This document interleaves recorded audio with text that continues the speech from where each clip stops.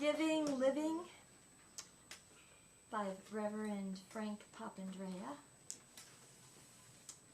He's just like family to this fellowship. Yes. And he's a Unitarian Universalist in heart. Yes, he is. Thank you so much. And we've given him a lot of time today. Because It's we're early. about time. I have a lot to say. Well, this is wonderful. I see a check up here. Is this... Wow. It's mine. Well, welcome to our time together. Yes, he has a beard. She didn't like it. They're a little gruff in the beginning, you know. A little book that I read from time to time. We Are Human Angels. Anybody read this? It's so adorable. And the 7 keys to live with a heart in service to others. And the whole gist of the book is that everybody is an angel, if you just knew it. And you would be much better. And there's a section here I just want to read to start us off. Are you a human angel? If since childhood you have wanted to change the world and have not stopped believing it, if you've always dreamed of relieving the sorrows of others, if you believe that you have a special talent to help others, if you have an out of an ordinary sensitivity, if you have overcome difficult trials in your life, if you think that despite everything life should be lived with joy, if while trying to give meaning to your suffering you believe that there must be a way to stop yours and others' suffering, if in your heart there's no room for hatred or resentment, if you always try to change evil into good and darkness into light, if you always follow your heart, even when it seems a hard thing to do, if you always have a vision of heaven and earth and would like to spread it throughout heaven on earth and want to spread it throughout the world, if you have the ability to read people and know what is hidden in their hearts, if you silently bless everyone you encounter in your life, if you from the very beginning have always felt a sense of not belonging to this world, if you have never been able to relate yourself with any group of people, but you always have a deep desire to connect yourself with your soul's family here on earth, Unitarian. If the search for truth is your greatest passion, if you live with honesty even when it hurts, if you still have the same dreams that you had when you were a pure-hearted child, if you feel you were born for a greater purpose and would like to express it, you are a human angel and you're just trying to remember. I've always believed in the goodness of mankind and kept it, even though I was raised, and it's quite shocking when I tell people this, but I went to Jerry Falwell School. I was 20 years old, 20-something, and I was at a youth conference, and they said, I have my bachelor's degree in environmental planning. And they said, we have a master's we're offering for free. It's 3 years, and it's accredited. I jumped in. I learned a lot and began a liberal Baptist church, the opposite. I couldn't get a congregation. I don't know why. I tried down south, and I had that Yankee speed, you know, that intensity, staring right, and they just were like amazing. There was a little church with 100 people, and 150 showed up on Sunday morning because a Yankee was coming from New York. And seriously, it was an old Southern church in, I think, somewhere near Lynchburg, Virginia, and the windows were open and people were standing outside. And they wanted to make sure this person never got in. And the funny part of the story, I was looking, everybody was gone and there's nobody around and I didn't get paid. So I'm looking around and there was a guy down in the basement smoking a cigarette. He said, oh yeah, oh I forgot to pay you, here we go. And he gave me a check, I think it was $25 back then in the 70s. And it was a good experience, but I realized that I don't know how we grasp this. It is not an ego thing, but there's something angelic about good people, and you can read them, and you know them. The problem is with that sensitivity, you also know the non-ones, and can be a critical, negative human being, and not an angel. And so it is, the title of the message, Giving Living, and it's a very simple sermon. Living to give, and the second part is giving to live. Now let your brain wrap around that. Which one do you think comes first? Anybody want to guess? Think it through. Is it living to give or is it giving to live? Anyway, I mean, it could be either. I chose one. But anyone suggest what would you like to see? Yes. Giving to live. I like that. To be the first one. Yeah. Well, I did the opposite. I know we can get along, but there's neither right or wrong. I just began with it. But in order to live, to give, you have to have an awakening. You know, the old Baptists call it born again, and there's all different names for something that happens in yourself where you wake up. You just go, oh, woo, I see. I see something that I didn't see before, and then it gets beat up. It's a very childish and childhood experience, but through life it gets beat up to the point where you realize there are people who their whole intention is money and power and equity, and they're trying to build something. They're trying to get stuff. And then there are the people that are trying to really be wonderful and good, and the difficulty we have is that they don't seem to be winning. And the greedy are winning, and the nice people are losing. Ever get that feeling? It just feels uncomfortable. And when you're living to give, it's that you have this awakened reality where you see things a little more clearly, and motives are important. For instance, the motive to give. Number one, it's the law. You have to do it. Now, that's a very uncomfortable thing, isn't it? The Bible says it, so you have to do it. That doesn't go very deep. That's kind of shallow. It works in some places. The second is an obligation. I mean, we ought to give, and that's true. You're here in the congregation, and they found statistically that in congregations there's an amount of money that is given, an average of a whole congregation. If you have 100 people, your giving is going to be $100,000. And that's pretty clear no matter where you go. If you have 75 people, they're going to be $75,000 will be the income. And it's pretty accurate, except the fact that some people give more, some people give less, and you have the middle of the road. And it's not about the amount, it's about the intention. So if the intention is the law, and I'm going to do it, and I'm going to give this 10%, and it's going to go on, and I feel great about it. But generally, it doesn't have an awakened mood to it. Or an obligation because everybody else does, and we should, and all that. And but really, it's about desire. That's the real basis of generosity, I think, is that you have a desire in your heart to do things, like the angel thing here. This whole list of things that I learned as a very young child. I grew up in a gruff family. I mean, those Italians, I mean, they were really, and they tend to be a little bigoted against cultures. And it was a tough time. My father had 7 brothers and sisters, and they had all these nieces and nephews, and they were not really nice people. I didn't want to even be around them.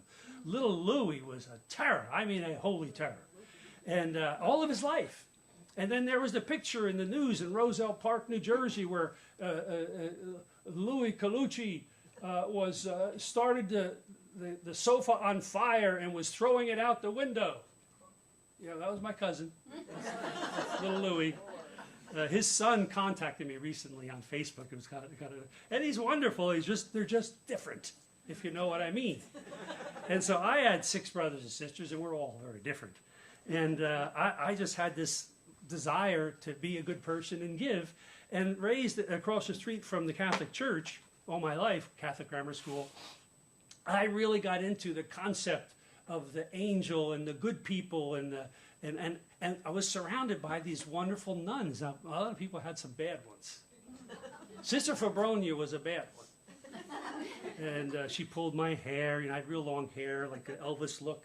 And we really did this. I tell this before. People don't believe me, but you threw sugar in the sink, and you stirred it up, and you put your head in, and you came out, and you set it up. Does anybody remember that? We're going back in the 60s. See, we got one here. Yeah, and he still has his hair. She still has his hair. Yeah. And I had that pompadour, and I went in there, and I'm in like maybe 6th grade, and the nun looked at me and just went like that.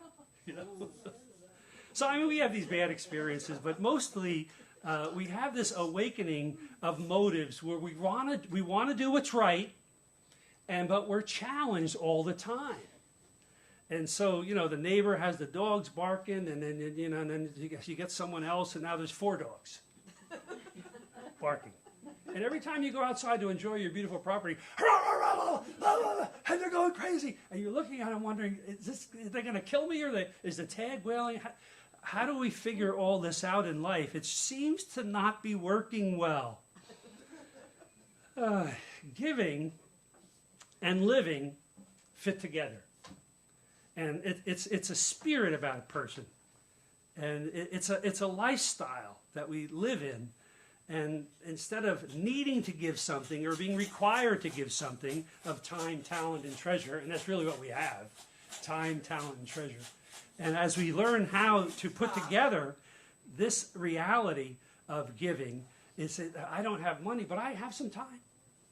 And I have some things that I'm very good at, and I can give that. You might not be able to give financially, but giving is not just about money. Even though 1/6 of all the parables are about money. It's not about wealth and riches and an attitude toward finances. Healthy, happy living comes from a heart of abundance where you feel content to the point of generosity. Definition of contentment. I have all that I need for my present happiness. It's the best thing. I mean, that little quote that I read years ago. I have all that I need right now to be happy. I have it all. So, well, I could use more. We're not about the more. It's just about right now. And generosity is taking all that you have, what little or much you have, and being willing to share it with someone else. And so when your friend or mate is eating a wonderful meal and you go, ooh, I would like to taste that. There ever be people that want to taste your food? Say, no, I don't want you to taste my food. This is my food, and you taste your food. Well, do you want to taste my food? No, I don't want to taste your food. This happens. I found when good people do good things, good is manifested in all areas of the life, and it's manifested in your giving. And it's not how much, it's how your heart feels about that. I know people would ask me as a minister over the years, I give on a regular basis, and I use the envelope, and I like to give once a month. But when the offering plate goes around, I feel a little uncomfortable because it seems like I'm not giving. So I made a suggestion. I said, we'll always put something in. Put $1 in. Just do it. If everybody throws $1 in, we have $100, right? But giving is something that you share with others, and they see the giving. They see a spirit of giving. Here's somebody, we had a big dinner in there and a banquet. Now we have to clean up. And and what's so wonderful about this UU is everybody chips in. The men, the women, they all look around, and they don't want to make anybody irresponsible so they don't help. And you have to be careful about that. If you do too much, you cause others to not do anything. The second thing I noticed, these are secrets of the ministers. The ministers know this. And if you do too much, and you take over because you do it better than anybody else, those who are less perfectionistic, who never do it perfectly, will never help. So you cut off the good people who like to serve. The other thing I found about serving, which is a form of giving, is that those who serve do not like to be told what to do. So you could say, well, you washed all the dishes, but there's 5 right here. Why did you do those 5? Because people keep coming in the kitchen and bringing their stuff over here. These are not real problems, but these are real issues that happen in life. It's a minister's responsibility to help help the board, board development, etc. And I found the most aggressive and the people that want to do so much and they're ready to run are the most problem. Number one, they get rid of everybody else and they're left alone.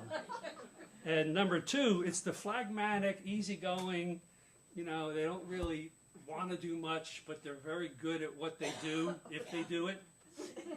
They really are. I mean, they're consistent, they will show, but you got to be delicate with that type. Now, this other type that's aggressive, and they all want to give. Everybody wants to give. They want to give. But they could mess up the whole bunch. And the minister's there, and the Mrs. Jones left. Well, where did she go?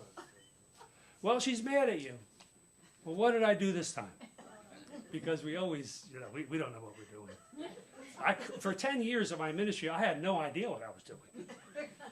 They didn't teach us that in school. And so the people were running out the back door. It's late at night. And I see this young couple, a key couple of my church, and they're dragging stuff out of the back of the church, and they're leaving in their car all loaded with their stuff. Their Sunday school material they bought. They bought that desk, and all the things they bought, they took. They didn't give them away. No, they loaned them. We have these, I could tell you stories. The lady comes to me and says, I am so angry with this congregation. I want my money back. I never had that happen in all my life. She wants the money back. All I could think of at the time, and I don't know if it's the best answer, you gave it to Jesus, ask Jesus for it back, and he'll give it to you. I don't know how I lasted there 30 years. Nobody was left. Jimmy Carter said this, when it comes to giving, some people will stop at nothing. Isn't that lovely? Do your giving while you're living so you're knowing where it's going. That spirit of living your life, and because I just want to be a good person and I want to give something away. Now, these people, these wonderful good angels, can be very sensitive and not do anything. So you have to recoup them. Sometimes they need some warm fuzzies. Remember the warm fuzzies? They need attention. That's why a full-time minister can do that. He's just in tune to everyone and trying to make sure needs are met. And the lady called. She said, I called her. I haven't heard from her for a while. I called the husband. I said, well, Mrs. So-and-so. He said, she's dead. I said, well, what do you mean she died? She was in the hospital for 3 weeks and you never showed up. So, well, why didn't you call me and tell me? She said, that's not my job to call you and tell you. You should know these things. Oh, if I didn't shoot myself. And I didn't know how to get out of these circles. These circles of the feelings of failure in life can cause you to step back and say, I'm not giving to anybody. Because when you give your time and your effort, you only get stepped on and abused, and I'm mad about that. You know what they do? They leave this congregation, they go to another one. The lady comes to me, and she really wanted to give, and she's just, I said, well, this could be very wonderful. And her husband says, do you have men's Bible studies? I said, well, no. Oh. Do you have this? Do you have that? They want all the list of things they wanted. And I very wisely said, anything you would like to develop, I'd be happy to work with you on. They didn't like that. Wrong answer. Chick, chick. Living to give it's you're in the food store and it's a long line. Everybody's kind of cranky, and somebody comes in with one item, and they're going. You let them get ahead of you. I mean, it's kind of a nice thing to do, isn't it? You have all this stuff. They have this stuff. Hey, come on over here. You jump ahead, and that's giving, isn't it? And you have a daughter, and she's a problem. She's always been a problem, and you always have to tell her what she's doing wrong in order for her to be better. No, it doesn't work that way. You leave her alone. She's always been that way.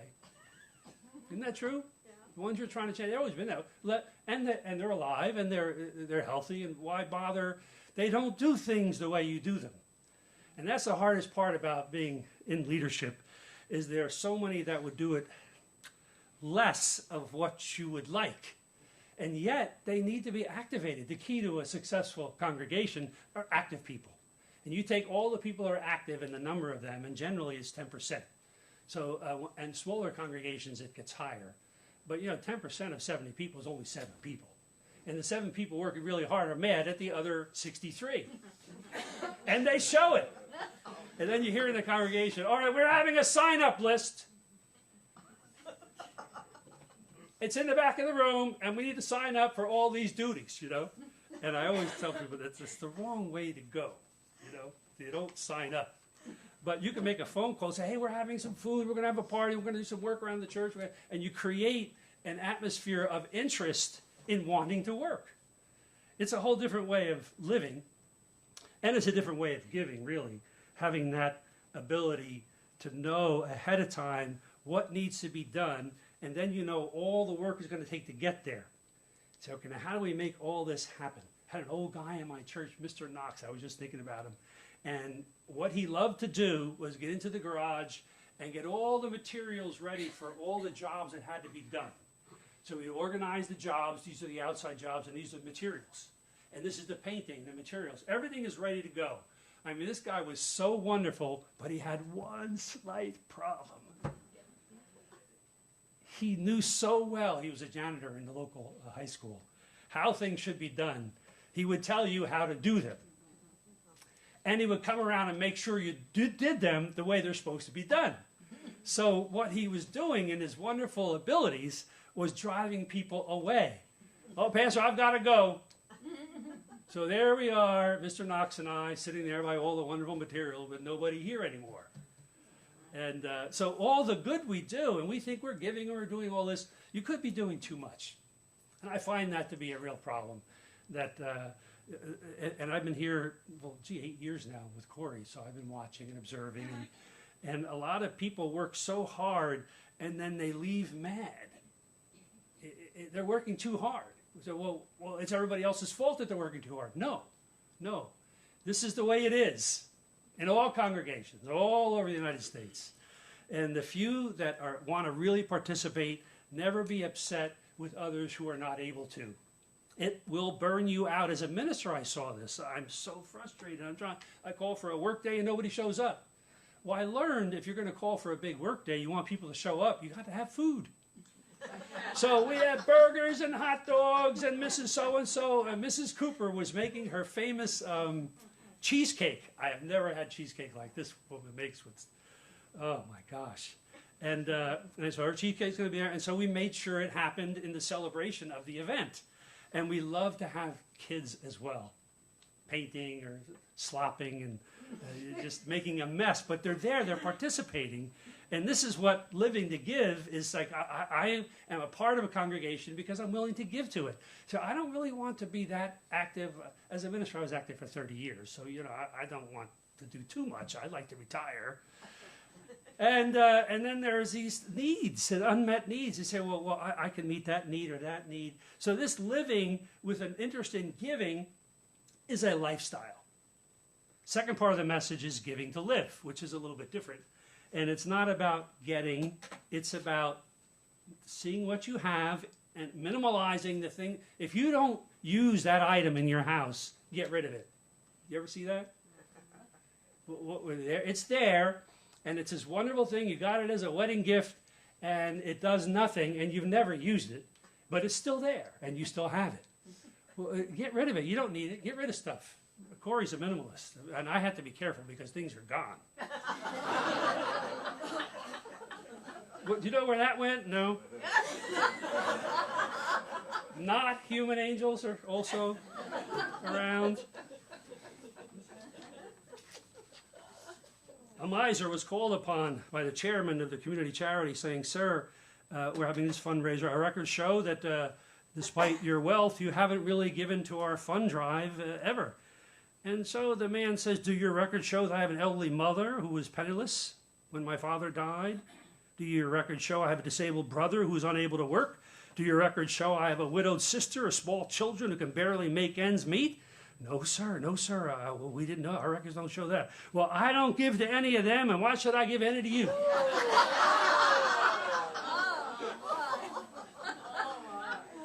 Well, he's a Baptist. No, I'm just teasing. These are illustrations. They're stories. Oh, my gosh. Some people can be notorious in their giving, and then like the fellow who died in New York City, and he was always selling pencils in the subway, and he had $1 million. He made $1 million. He was a hoarder. He kept it all, and he died, and it went to the city. But it's not about what you keep. You better save something. But it is about a spirit of generosity that you also motivate others to give something. Where your pleasure is, there is your treasure. Where your treasure is, there is your heart. Where your heart is, there is your happiness. St. Augustine. Beautiful quote. Giving to live comes out of a spirit that as you're living your life and you're giving, all of a sudden now it's getting specific. Now I need to give to help this person. Always a problem with giving to people is you can enable them to be irresponsible. It's a fear we have. You have funds, you have children, you want to give something to them, but you know, they could not only abuse the gift, but it could cause them to make that phone call to tell you they need another $5,000, you know? And you could, and so a parent thinks, you understand that giving can hurt somebody? They don't know how to deal with it. And they have such an enjoyment with that $5,000 you gave them, and they spend it on something frivolous, don't pay the bills that they should have just paid, and all of a sudden they say, listen, I really can't pay the rent, and I really can't do this. What happened to the $5,000? Well, we went on vacation, of course. Oh, the spirit of giving, it can be crushed. Unless you have this inner contentment, having all that you need, and then you're grateful about it, and you show it. You're feeling more comfortable that where your money is, there is your heart also. She mentioned that before. So I'd like to encourage you in your giving is to be generous. Say, well, how much? And I found this statistic. If I could find this, here it is. If you ever heard someone vow, if I were rich, I'd give away most of my money. Well, it's not true. I think this is from the Pew Foundation. The biggest givers are those who make under $10,000 a year, and they give 3.6%. As you go down the line, those who give who make 30 to 40,000 give 2.5%, and those who are making over 100,000 give 2%. So the more you make, the less people give in reality. So most of us, are in one of those ranges, and giving in the 2 to 4% range is healthy and it's fine. And if you say, well, how much is enough? No one can tell you how much is enough. Someone said, well, how much is enough? $1 more is enough. Give me a little bit more. No, it doesn't work that way. So when you have a fundraiser, or you're trying to pick up the budget for the congregation, you want to give generously and what you can afford, but no guilt, no trying to get something out of the giving, like more power in the congregation that some people use. At a very wealthy man, they gave so much, and all of a sudden he began to want some things and expect some things. And all of a sudden it became a little bit manipulative to the point where they're mad because you're not giving them what they want. And I had a dear lady, we were just so tight, and she was getting older, and she said, I'd really like to give $250,000 to the congregation and $250,000 to you one day. That's scary, isn't it? Well, that's nice, but I don't expect it, don't want or need it. And as soon as she put together her will, and she gave me a copy, it became complex, very complex. And her expectation and requirement of me got to the point where I said to her, I'd rather be your friend and not have any money, because I cannot fulfill those expectations, and there's no amount of money that can pay for that. So why don't we change all that, and let's go back to where we were, because I was so much happier. And she did not only didn't like that, but she passed it on to another minister who really did get the money. But I won because I was free. Mm-hmm. The freedom, you cannot pay for the freedom, whether you're a minister or you're a mate. And you might have a mate that's very selfish, and you might have a mate that's over-generous, that they give everything away. This one gives nothing away. And none of that matters. Just whatever you are and what you're about, your generosity can be found in so many other areas. So we encourage you to have a spirit of giving this season as we try to raise a good budget and have a great congregation. Thank you very much.